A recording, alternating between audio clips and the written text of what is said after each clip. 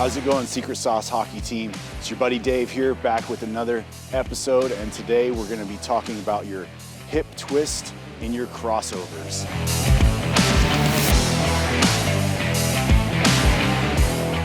Hopefully you've seen the other videos we've put out about the hip tilt and the McDavid point, and you're putting that into your practice for your crossovers. So building on top of that now, we're going to work on the hip twist.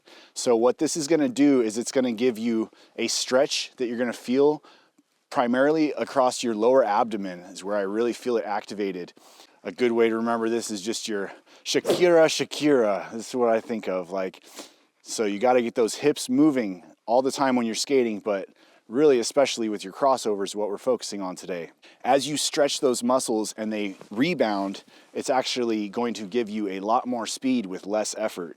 So it's really an amazing thing. And the skater that comes to mind with this, who's just pretty much the quintessential example, is Connor McDavid. So you can see footage of him with his fastest laps and everything, and his hips are just really swiveling, rotating so freely, and he's getting that stretch and bounce. So what we need to do before we start taking this onto the ice and implementing it is we need to feel that stretch. And so we have a few drills to do to make sure you're feeling that stretch.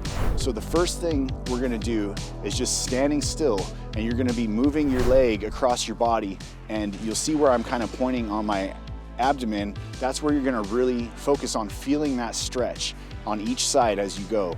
Now the key to getting the stretch is keeping your upper body still, because if you're twisting your upper body with your hips, you're not going to activate that stretch. So you need to twist your hips, keeping your upper body and shoulders kind of squared up forward. So do that until you feel it.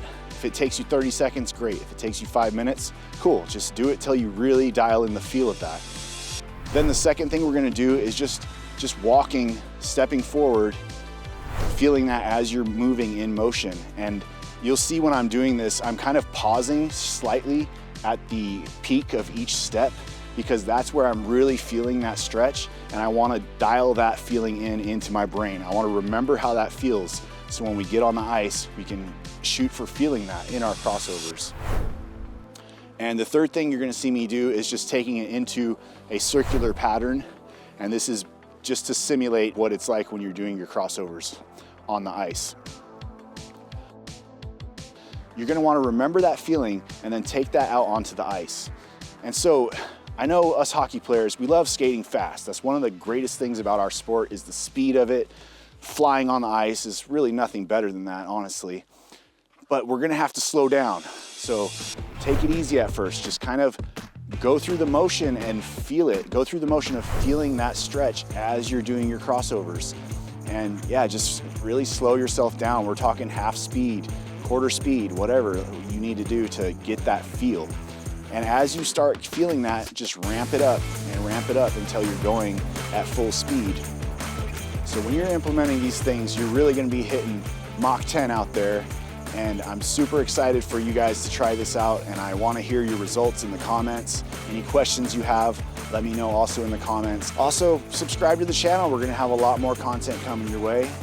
Have a great day. We'll catch you in the next episode.